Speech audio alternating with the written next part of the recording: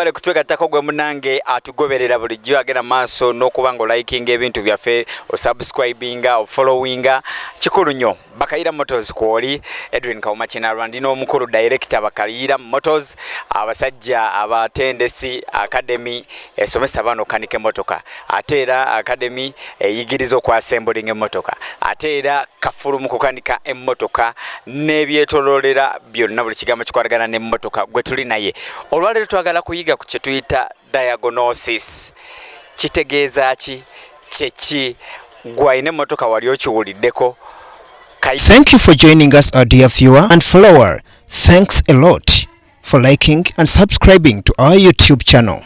All that you do is quite very important. Kayiira Motors is where we are, and I'm with Kayiira, an expert in repair and mechanics at this academy, which trains and deals with everything that revolves along vehicle repairs and maintenance. You're most welcome. So today we want to find out what is diagnosis. I could wonder if you have ever heard of it before. If at all you're a vehicle owner, just keep following us. Gwendi naye katunnyonnyole omukulu. Yes. Babuuze kabakulaba. Amanya mbiti Kayiira Moses nga nsange Kayiira Motors and Youth Technical Academy. Sawa tu wano ku mulimu gwokulaba nga tuyigiza bana Uganda nti diagnosis kikulu nnyo ku motoka. Diagnosis kitegeeza okukebera emmotoka nga tugisumuludde munda. Emabega kaawo twayinganga emmotoka temagisumulula nga tumanya ekyefudde. Tobizzeewo omusajja azze nga tambulamu ingino n'ogiwa n'omugamba kisazo beziti. Nsalo osooka n'omukebera n'omugamba kanji kebere njirabye kino kijiruma kitakaza nti beziti. Tukola tukola. Simba kagisumulula nga talina sente ndebeeraawo.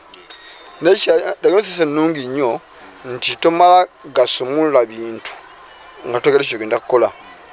Emmotoka zino z'amasannyalaze mangi. Oba twagadde tulageko ku Ipsam ndabasinga tamanyi nti Ipsam nazo ziyinamu soketi ya OBD mwoyingiza nekubulira ekyokukola. Zino abasinga oyinza gamba Ipsam wosanga wokola. Ne Ipsam kayingire 3S etambula egenda ne muharia type eno ne mu primo yingire kumbi zezimu zikambu susi ninga zaba zitagiza no bana diagnosis ngeno no kitekamu ne kubulira nti kino kirwadde baked shinuma. Kati diagnosis eno erabe motoka yonna nga bweri oba eraba ku system ene yawo. Ka diagnosis eno jituyine eno manza bindi mingi. Tuyinawo ingina analyzer ade yo yekebera moka yonna buli kimu ekine ne waya ya munda yasirira ne jikubulira. Kadi eno diagnosis ekebera buli wateka socket nga masanze katukawo ne ene tukawo. Eno diagnosis ye ekogana na computer eri mu motoka. Computer eri mu motoka tubefuna mu akagambo akajisumbuwa bali mu kisawe ngati kama gambo ka ingini check nga mulima akabona mu dashboard nga kagamba ingini check era balabanga omuntu era atulaba ku YouTube ya feno bulabanga akumuruka ngovuga muka nga mulimu mu dashboard akataka woninzemu nga kagamba ingini check oba etayina nga woni mu dashboard genda wali workshop oteko diagnosis eja kubula kikategeeza lwakikaze era. Yes, thank you for watching us. My name is Kayiira Moses and I'm found here at Kayiira Motors located on Salama Road. Today we are going to look at what we call diagnosis to all Ugandans. Diagnosis is simply a process of cross-checking a vehicle without opening it internally. Initially, we used to open and cross-check vehicles manually, but now it's not the case. Additionally, diagnosis is so good because it does not permit a mechanic to just open a vehicle without knowing what exactly you are going to do. Then these vehicles are high voltage vehicles. Besides, most people don't know that Ipsams have got OBD sockets where you insert it and then it shows you what to do forthwith. Many people normally say that with Ipsums you just repair it as you can, but not that this Ipsum engine can as well work in a Harrier, Primos.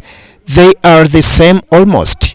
So you just insert a diagonizing machine which reveals to you what to do next. Presenter. So you are trying to mean that this diagnosis machine can view everything everywhere in the vehicle? Yes, we have them in different categories. Some are called engine analyzers, and those cross-check everything in it. It cross-checks wherever switches were put but having no power delivery. This diagnosis coordinates with the car computers. The computer has a tendency of warning the driver with the engine checking instructions. Please just move to the workshops. They insert a diagnosis machine so that it can indicate what should be done next for you.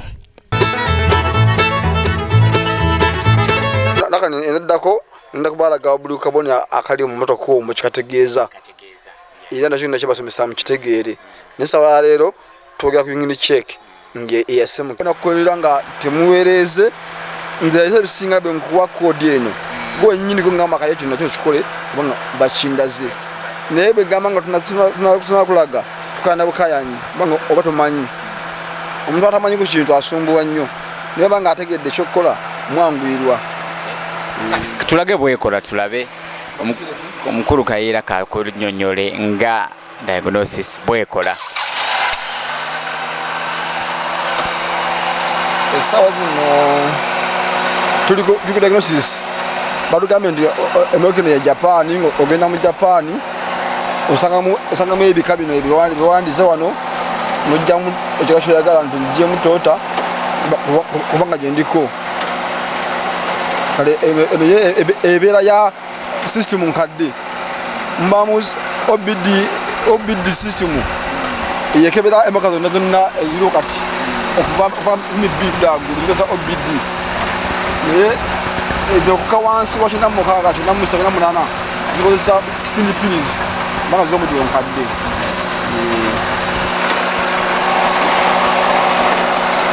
isimanyo wa edengera bulungi boka boti nga ekubuuza wawe yaga okebera ndi muyingini mu mujabox mu ABS system oba mu bode yonna abantu kama hika nda konke mu engine lemo kere nga bla yakabweti ndwadde nekirwadde nemukisa muri ewoniza gaminyo chiki kali dashboard abantu kebedde nditugamba kebere tusome forts eziri munda ezefunye buli bikula nezitulaga tutegera ekijiruma wanebelekebera kati buli sensa iriko ejitamu nejikebera ekebera pika ekebera oxygen sensor ekebera temperature switch ekebera WP nejikebera ekyakebera egentubulira labe ekijiruma lwaki kankana bwetyo era bwe tunakizuula ntukizaako ekyakukireera bena tugenda biraba wano nawe labe nti enamu enjawulo gyekola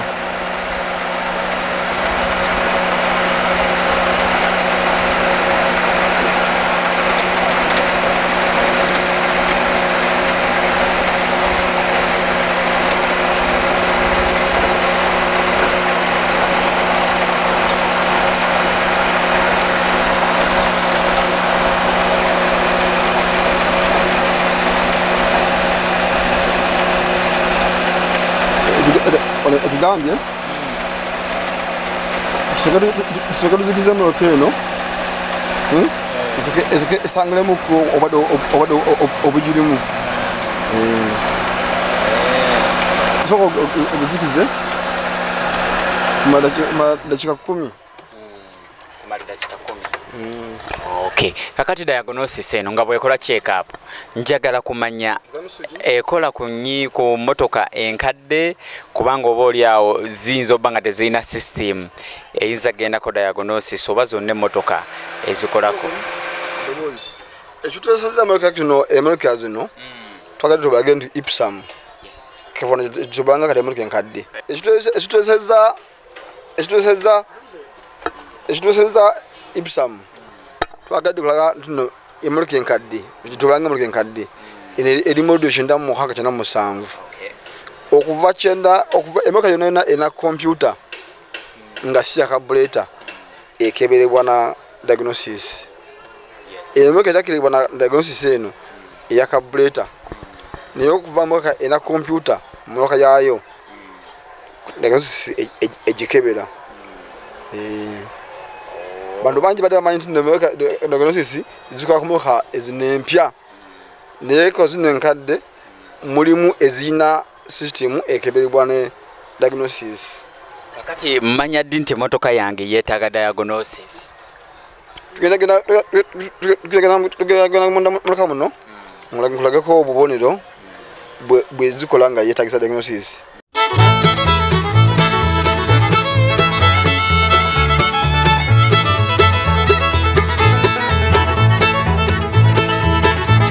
However, in our next episode, I will show you what each of these dashboard instructions means to you. So, with engine checking, they will insert a machine that looks like this one in your car. It reveals the problem, and in any case, the computer will have shown that already. Seeking for a checkup, many of these vehicles like Benzes, they have a tendency of self-cross-check and indicate all faults immediately in the dashboard, but for the Japanese models, they need diagnosis machines. When the faults are indicated, it shows all. So let us take you through the entire operation process of a diagnosis machine presenter. So we are trying to see how a diagnosis machine works with the Kayiira motors. Now, am I able to have this diagnosis machine at my home if I can afford it? Now, these machines are very expensive, but at least they are ever there. And in any case, you can have a simple one for a start, which helps you to identify the car errors. So, there are some cheaper ones that you could start with, presenter. So, don't you have some here at the Kayiiras on sale at least? Kayiira? Yes, we have our supplying agents that can deliver them for you. If you need them, you may need a small one for your vehicle. So, for you as a user, you just have to insert a code on YouTube, and then it's responded to using that code. Then we can go ahead and start the repairing process together without complaining with your mechanic at all. Normally, in most cases, with me, I usually give you the code. Then you are the one to decide what we should repair at a time. Usually, a person who is ignorant on something often is very disturbant, but if at all someone is aware of what you are doing, then it becomes quite simple. Presenter: yes, I think you have heard from the Kayiiras. He says if you are able to purchase a simple one for yourself, then you could go ahead and do it at Kayiiras. So, my dear, don't allow your vehicle to keep in the garage for over 6 weeks or more. Kayiiras have simplified everything for you. Please keep subscribing and liking us, plus following us on our YouTube page. Stay with us. Okay, could you now show us how it works? Kayiira answers. So, we have been told that this is a Japanese model. So you go ahead and select the car model. For example, Toyota, like this one. Now, this one can cross-check all systems very well, but there are OBD systems that often check the current vehicles from 2000 up to date, but models from 1996, 1997 and 1998 downwards, they use 16 VS. So I don't know if you are observing me very well. So When you keep scrolling, it requires you of what you want to check, whether in the engine or in the AVS system or in the whole body of the car. Then you can select the engine. So even the way this vehicle sounds alone indicates a fault in it. So the diagnosis shows that you even have all the other faults it has. So it's now checking. Even the sensors, it keeps on checking, and very soon it will show us what the problem is. And trust me, when we discover it, we shall repair it forthwith. Now you first stop it for about 10 minutes as the diagnosis process continues with the checkup presenter. So as the diagnosis keeps checking, I want to know, does it as well work on all vehicles as well, or it works on all vehicles? Kayiira, the reason as to why we are using an IPSAM is to show that even the models of 1996 can as well be checked. For as long as they have computer systems, they can be checked using a diagnosis.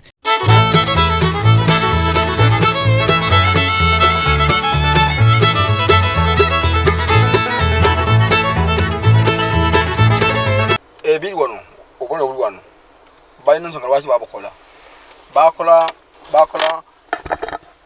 ABS ne engine check mu yellow kitegeeza warning, blue kitegeeza mirembe, red danger bulabe. Nsonga lwaki babyawula buli ekiri wano mu red bwekyankomokayo yimirira toto wanagera mugaji yimirira wooli ekiri wano mu red. Bulaba batwe nga zaase yimirira, ani brake yange yase yimirira, bulaba akanonga kawoneze yimirira, bulaba kano oyiro nga aweddemu yimirira. Biri ebya yero kitegeeza nti bikuwoninze genda mugaji bakebere kubanga byo biri mu red, bino yero ono red. Bwali bogera workshop nga bakebera kubuulira kubanga anda basinga asigala avuga mu kaye nga byaka tafaayo nenga bamuwoninga dda genda mugaji bakebere nenga yetafaayo nebine bulaba obutalu nga bwase buno imira woli itamakanika kebere lwaki battery yase lwaki andibreche yase bo waliza novuga obera mu bulabe tubanga bakola ne bulb ezanga za red tubanga nebitala ebi stopping ebyo bya red bulaba ngo obutalu nga bukuwoneze buno imira wo tubanga n'olujibu lubanga nga lukuwoninga no laga mu red imira oteleze bwalaze mpaka ebidira gomanya nebiri obwa red ogenda mu workshop ekyo kumpi nekebera nekuba kino kola kafane yakebedde nga eyakawe ngini chekezo kujja mugaji tuko machine tukebera labirwa shi kyaka. Okay, kakati kyenjagala okubuuza buno busa otugambe nti ABS etegeeza kikati nga bwe kiri nti yingini kubira wakafaananyi nti yingini yenfu kati kano ka ABS automatic brake system kibikiri magulu mu brake kubanga etambula ebanga esiba bulungi nyanga teyekulula kubanga kutomera mu kazo ndaziri maso twamake singa mulwera zatanya abantu ngimake ABS simbagija kodda bange yaka nali nyako wano maka nesibira mu speed meter nga mu kilometer mu foot nga asatu maso nebanga tekwatirawo kwegamba wembulabira nga bwase yero bonna akamu ku butaalo obwo kitegeeza waliwo kyenneetaaga okwekennenya awo wembani no gireetera ku workshop bagikebere bwekaka akamyufu ku bubonero bwo bwonna kitegeeza nti ekintu kifudde parkinga makanika jakebere oyinza okwaza n'okitwala mu workshop oyinza okutuuka n'omutatuuka obukola akabenje mu maaso kubanga makabakola katala ka oil nkase mu lwedi kitegeeza nti oil aweddemu yimirira woli oyongeremu oil waba keberi wakyayika naye bwe walaze mpaka n'ovuga oyinza okituusa nga yingini ekubye. Bwe mba sirabye butaalo obwo nga tebwase nsobola okutwala era sitirwe emmotoka yange ku diagnosis? Waliwo okubanga wagenda mu workshop akasala akayingini cheke ne bakajjako bujja gongo olaba tekaka ninge mukipipira kyo ndi wataba mu garage ne bakola ebintu balemeera warning ne bagejjako nango bali tabakoze kale baba bakuzabuzizza nga tushategeera motoka yo Nebuga mu workshop bakulaga ndi emeke eno wadde etayingi ndi yes naye eyinamu bulwadde oba bagenda mugajja bakebere masini ekubuwe terimba egamba ndi moka yo buli kimu kiyoke. Diagnosis si wa buseere akwatikako nti n'omuntu atayina sente nnyingi asobola okujja namukola wano ku Kayiira. Ekyuma ekikale kya sente nnyingi kya bbeeyi naye kati ngaffe tukyali mu bakasoma baffe okukebireka emmotoka z'amaanyi era bakyali ku bbeeyi $25. Emotoka balikira $25 nga nabo bakozesa masiringa gye nkozesa naye bwongo zema kusoponga wano bbeeyi ebeera yakukaanya banga tugeza okulaba nga abantu bwe tulimu siba amaanyi mokoza si mpya nnyo nkadde n'omuntu alala mu bbeeyi gy'aba ayinamu. Kayiira Motors. Ndowooza okiwulidde atugambye nti bw'oba olina ku ssente zo nga ziweramu osobola okugula akaka akatono ka diagnosis. Bw'oba nga tosobola tuyina ennene esobola okukolera omulimu ogwo. Kakati munange gwalina obuzibu ensonga zikunnyonnyodde yayanguya buli kimu. Tokkiriza mmotoka yo kumala wiiki 6 mu garagi bajja gikolera mu ddakiika 5. Kayiira Motors genda maaso n'okutufollowinga ensonga zinnyonnyodde. Edwin Kauma Kinarwa, Moses Kayiira tovaawo.